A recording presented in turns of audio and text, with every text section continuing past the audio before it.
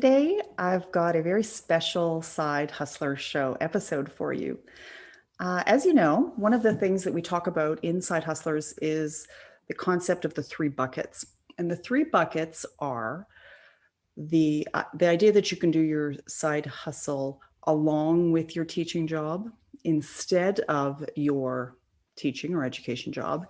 And then there's this third bucket that's after your teaching job. And that's our focus for today, because I've got the lovely and talented Laurel Vespi, who is a longtime friend of mine and a friend of the show, who's wears a bunch of hats, a life coach, 30 years, best-selling author, speaker. Many of you may have seen her at different conferences.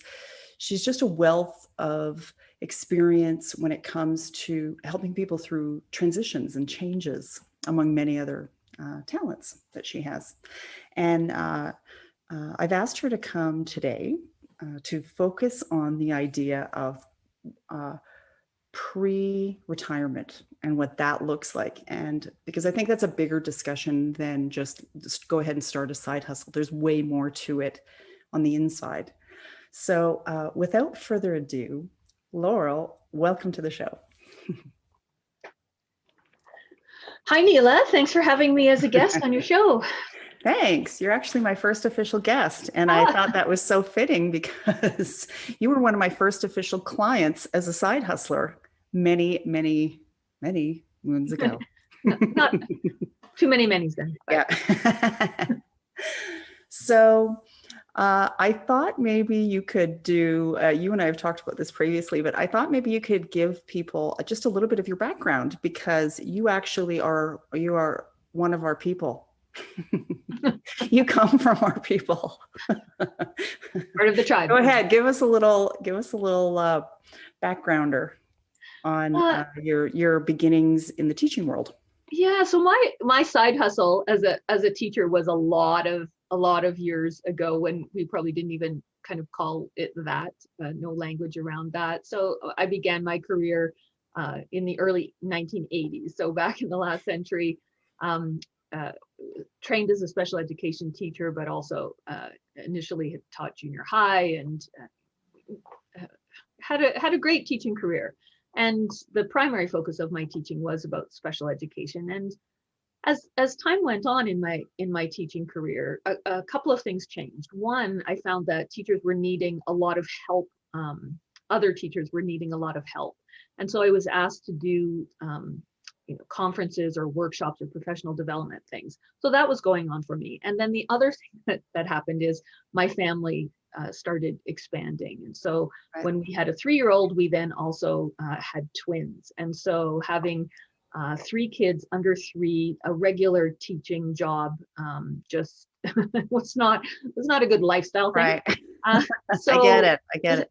So because I had been doing sort of this side hustle of having already been doing professional development things kind of outside of the regular description of my day job, my day teaching job, it just became a natural transition for me to sort of move away from the classroom completely into a consulting role.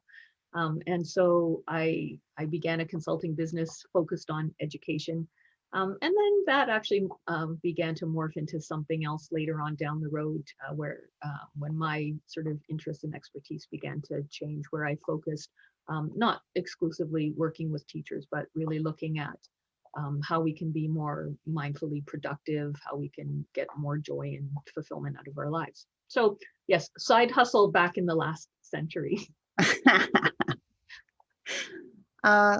So today, you and I have had this talk before around the concept of different kinds of coaching. And I know that I do a very different kind of coaching than you do. And maybe not even technically not actually coaching, almost more consulting is what I do. Right. But you do like life coaching. You are a certified life coach and have been for decades. And so one of the things that I thought we could really use your expertise on in this show is helping us with things that are a little outside. Like I always advise people to stay in your lane, right? Find your lane, stay in your lane. So this kind of stuff is outside of my lane, which is why I'm so happy you're able to join us today. So let's dive in and talk about the zone people find themselves in. I'm in this zone, so I'm very familiar with this zone. And this is people who are maybe in the, I'm going to say 5 years out from their ideal retirement age. And all kinds of things can happen. Hello, pandemic. All kinds of things can happen, right? Between now and that magic date that we sort of have in our head of when we'd like to maybe transition out of our educational type career. But it's not always as easy as we think. And I think there's some things we need to be mindful about. And that's where I think our conversation begins. Right. So why don't I turn it over to you just for a sec, to take over, because I know we've talked a little before we started taping that you've got five things to consider, I think, before you make that leap to retirement. And so why don't I turn it over to you? Take it away. Great. Yeah. Because yes. So I am going to share sort of 5 things for people to consider before retirement, because retirement is one of the most significant life transitions that we make, and it's easy to not set ourselves up for a good transition into retirement. And partly that happens because people stop intentionally thinking about, or sorry, they don't start intentionally thinking about retirement until quite close to the day. So they're starting to think about retirement in that last year. So, yes, you've hit your magic now, you have your magic number and you're good to go. But actually, we really need to start thinking about retirement further out than that, a minimum of 2 years. So if you think about, well, here is the date when I think I'm retiring, now start moving it backwards at least 2 years. And it's because retirement is such a big transition that we need a long period of time to begin thinking about things, planning for things, trying on some different things. And the big focus around retirement is often the money piece, which of course is really good. Good. Yes, you need to think about that. And that's not something that I do. When I coach people around retirement, we're not talking about the money. I want you to go and talk to your money people about the money. So that's an important conversation, but it's not the only conversation. And so you need to think about all of these other things. So the first thing is that to understand that retirement is a very big transition in your life. And even though we can dress it up with, yay, I'm going to do all of these wonderful things, we're asking ourselves, mind and body and spirit, to begin doing something completely different than we've probably been doing for, 30 years, 25 years, 40 years, some great length of time. That's one thing about teachers, right? I was just going to say that they've been in that job for a long. We're kind of we're lifers. Lifers.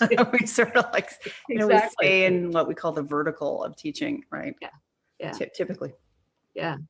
So that's the first thing to just really understand, that this is a big transition and you need to start thinking about it now. So for any of your viewers who are thinking, well, darn it all, like I'm in the last year, that doesn't mean, okay, now you have to stay longer. It just means that there's a lot of work for you to do. Because if you leave it all until after retirement day, you're going to find you're really playing catch up. So if you're further out, it's never too early to start doing some planning. And if you're like in the midst of it, like, wow, we're T-1 year and counting, then know that you want to be productive about what it is that you're doing in that time. So that's the first thing. Okay, makes sense. The second thing I think to really be thinking about retirement is this: how are you holding this idea of work and your job? Like, do you have a death grip on your job that you're just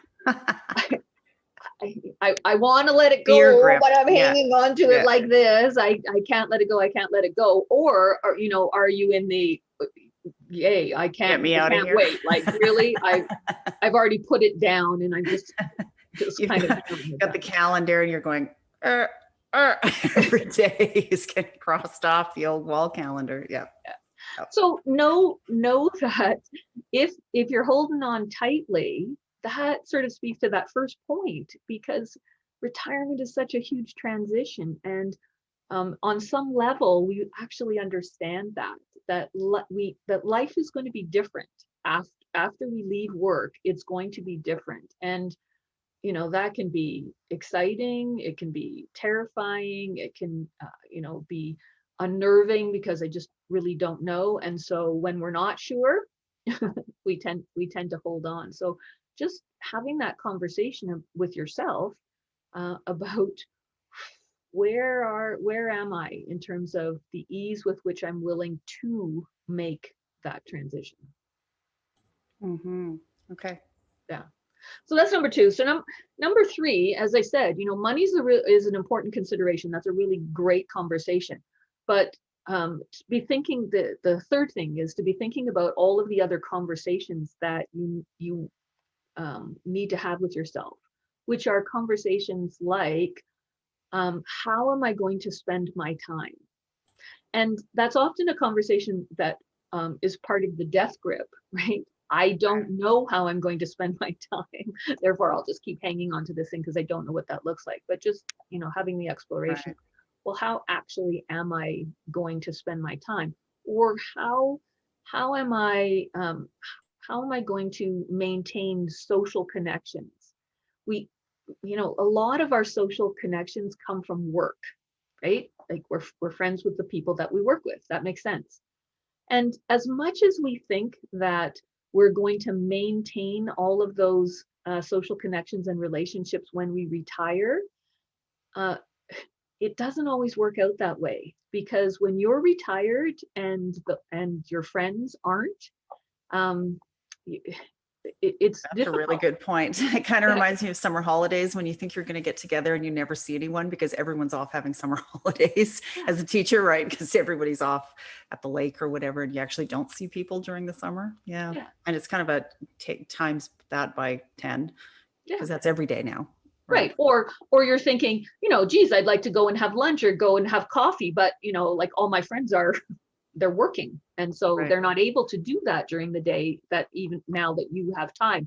Or in the evening, where now maybe you don't want to fill up your evenings because you've had your day free. And so now you don't want to fill up your evenings, and that's when they're. So it's not that once we retire, we've jettisoned all of those people who are not retired, but it's about paying attention to that idea that if you're the large part of your social circle is going to continue to be working when you're not working, um, how are you going to either stay connected into that group, or how do you begin to build some other connections outside of that? Because all of a sudden it can be this sense of like, I'm kind of all by myself here, like everyone's still there at work and I'm not really.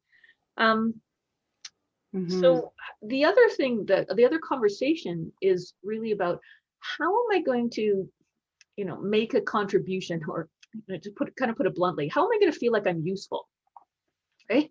So you've Right. been teaching for a long time and you feel useful because you've been nurturing and teaching kids through all of your career, or you've been supporting your colleagues at, or other committee work, maybe you're involved in your professional association, whatever it is, you've been making a contribution or feeling useful. Mm, Now, how are you going to feel useful outside of work? And there's lots and right. lots of ways, which sort of speaks a little bit to your side hustle when you begin thinking Was about, just gonna say that. Yeah. yeah, how Mhm. do I feel like I'm um, kind of engaged in meaningful activity, right? Well, How and I am I think going. also, sorry, didn't mean to No, I interrupt, was just going to but say, how am I mhm. engaged in that meaningful activity of some description once I've taken away the thing that has been the main source of that? Right. Sorry. And I was going to say, I think too, there's this element of like, I mean, I can even think for myself, I've built this body of knowledge and expertise.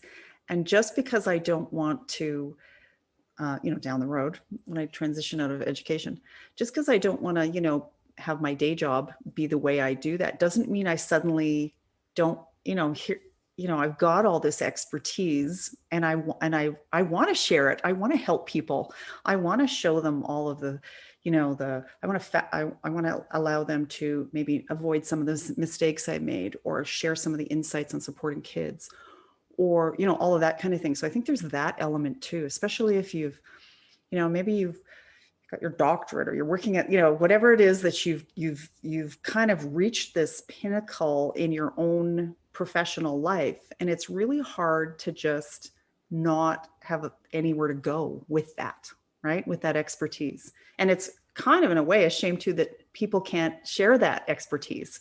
So I know it's a little self-serving coming from the side hustler, but Not at I all. totally believe it. And I've heard that so many times from people. They are not ready to just shut it down and just go sit at the lake. They're just, they feel compelled to share their expertise in some way. Yeah, and of course, when you're thinking about the side hustle, there's I can in some ways share my expertise or the stuff that really gets me excited without the confines, the trappings of the regular 9 to 5, you know, Right. eight till midnight, on your own however you terms. want to define Yeah, that teaching sure. job, Yeah, on your own outside of the terms. regular workday, that it's kind of exciting to think that I can share the part that I'm really jazzed about without having, um, you know, report cards to deal with, or whatever it is. That some of the, maybe the stickier parts of the job, it would be great if I could not have to deal with that and still be able to share my expertise, or the stuff that Right. I've heard really so many excited. people say, I've got this book in me. Oh And yeah, I, as you know, yeah, best-selling author that you are, uh, uh, that a lot of times when you get that, you've got this book in you that you did not have time for during your day job, yeah, but that I've heard more than one person say, if I just had a little breathing room, then you know what I mean? Then I think there's this book in me that I'd like to get out there. So, yeah. yeah. So there's this piece about uh, thinking about some of these bigger conversations that are not related to money, because so much when people come to work with me around retirement, it's very obvious that the big focus has been, will I have enough money? Like, can I maintain my lifestyle? There's other fears and things that go along with retirement, but there hasn't been a lot of time actually thinking about these other pieces, which sort of leads us to number 4, that the other thing that people need to consider before retirement are not only those big conversations with themselves about, what do I really want out of retirement? You know, what do I imagine it's going to be like? But there are some big conversations to have with your significant other, because it's not just you who's considering retirement. It's whoever else is living with you is also considering your retirement. And that can be a challenging thing if there haven't been conversations. Lots of people will say, my partner, my spouse retired, and like, I just want them to go back to work, because we haven't negotiated what that's going to look like. So whether it's a For sure. conversation that the two of you are both going to now be into retirement together, what does that look like? Because what you think retirement looks like and what your partner thinks retirement looks like could be two completely different things. Mhm. Or one of you is retiring and one of you is not yet retiring. What does Yeah, that look that's pretty like? There frequent. are some real Sure. big conversations to begin having with your partner about, what are our hopes and dreams, and wild imaginings about retirement, and then just some of the practical things. Because again, that conversation is usually mostly about money, right? Can we afford to retire? Not how are we going to be with each other? What's it going to look like? Again, I hear lots of times from people who will say, my partner, my spouse says, yeah, we're going to travel. Like, I just want to pack our bags and travel. And the person is thinking, that is the last thing that I want to do. And so then how do you Yeah. begin to negotiate what that actually looks like? So then Mhm. the final thing, the fifth thing that I think people need to to think about as they're entertaining the idea of retirement is that pre-retirement, before you actually have pulled the trigger on it, is the time to test out stuff, that you don't have to wait. And I encourage you to not wait until you retire to test out things, which really speaks to the side hustle, right? Right. That while you're still working, Yep. you can begin checking stuff out to see what might that look like, what would it take to do something, would I even like doing that? So imagine you're thinking, well, I have all this expertise, I'd love to, speak on that topic, and then you find out I don't actually like speaking on that. Right. The mechanics around actually speaking is just, Yeah. no, I don't actually like doing that. What So sorry, go ahead. no, I was just saying, so what would the testing of your ideas, whether that's around, a side hustle of, how you're going to take your expertise and use that, or whether it's a side hustle around some hobby or interest that you have that, you're going to monetize and that's going to become a side hustle, or whether it's something else, like maybe, you know, maybe not everyone has a side hustle Mhm. in their back pocket. Maybe it is, I'm going to write a book, or I'm going to travel, or I'm going to volunteer, or whatever it is. Mhm. Test Yep. it out before, because it may not be what you think it is.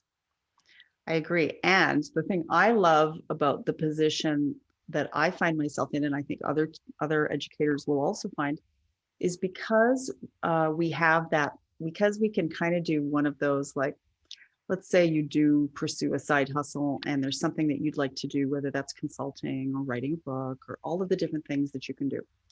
And you can kind of like taper off as an, you know what I mean? You can taper off, whether that's working part-time or maybe that's working past retirement a year or two while your other thing ramps up. And there's that sort of safety net built in, because you're not like a 30-year-old who's going to quit their teaching job to go be a, whatever, right? Like you can do a much less scary version, a much more supported version, where you have your healthcare is taken care of, your salary is paid, your pension's getting paid, and you can start kind of exploring what's the me that I want to bring into, my post education life. What does that look like in a really safe environment? I think much safer. Yeah, because if while you're still working, and there may be the option of, cutting back your hours a little bit so that you create more space, but it might not even be that case. Maybe you're going to continue to keep working the amount that you're working.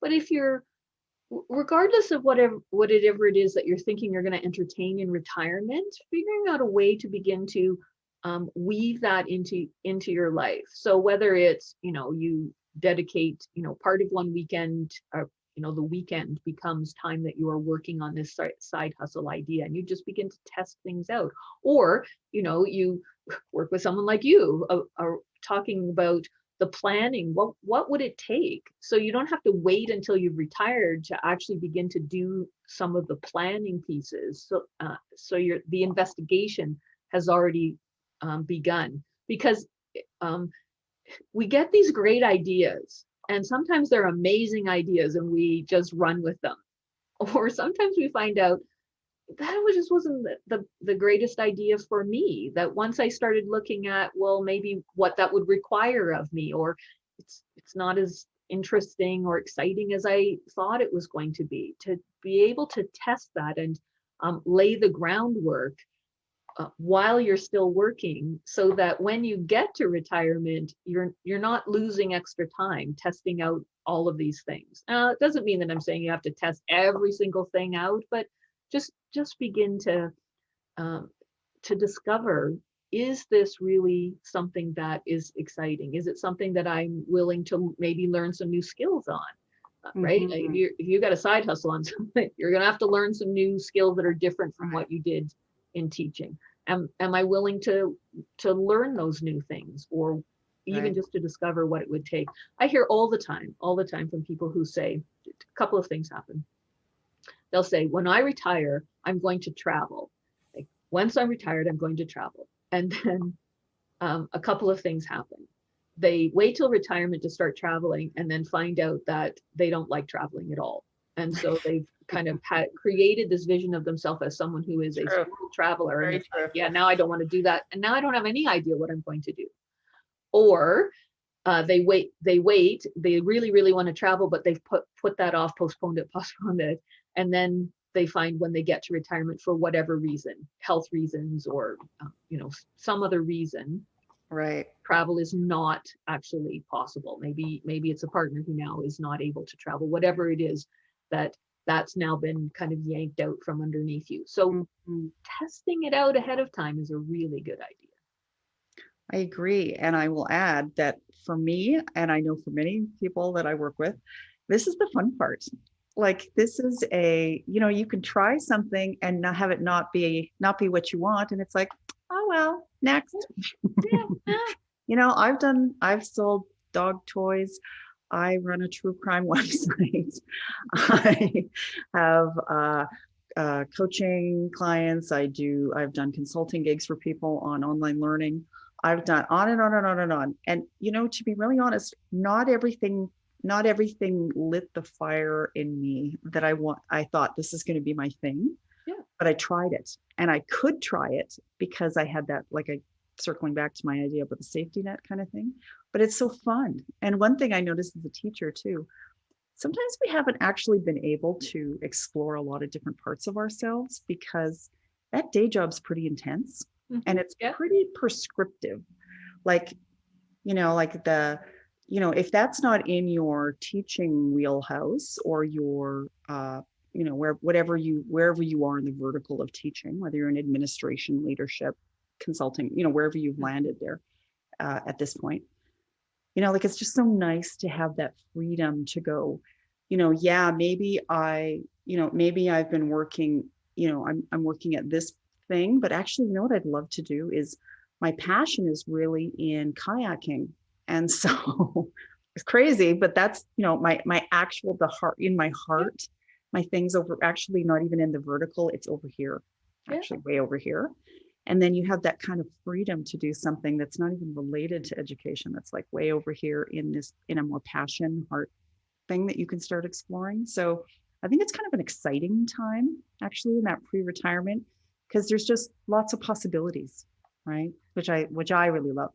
Yeah. And it really, in that part, in that pre-retirement, in those sort of, I would venture to say kind of that 3 to 5 year range, pre-retirement is the sweet spot of really trying on a whole bunch of things, and definitely being in that place in the last 2 years before retirement of trying stuff on. The big part is first to just give yourself permission to be able to try some new and different things, and to give yourself permission to fail miserably at them, right? So I know teachers, failure is not a thing that they want to do. They don't want to do that, but it's okay to fail on that. It's okay to try, hey, I always wanted to make jewelry and maybe have a little jewelry business on the side, whatever that is.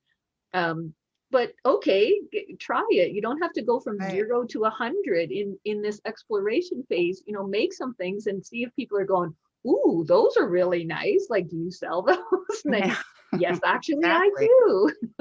And then you figure out how to actually do that.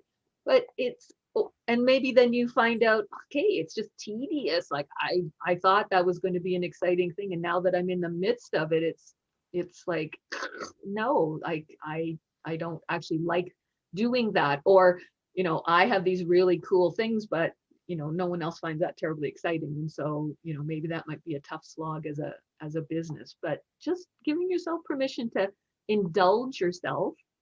Right. And permission to put it down if you go, yeah, no, not that. Now maybe I'll try this. That's okay too. Yeah, absolutely. Well, I think you have just covered the gamut or scratched the surface. I'm not sure which one of things for people to consider when they're looking at that little runway towards their magic date of retirement. So thank you. If somebody wants to get a hold of you to pursue either coaching around this or some other things, how can people get a hold of you? Simple thing, just go to my website, stonecirclecoaching.com, and when you land there on the homepage, you'll find it simple to be able to navigate to what it is you might be looking for.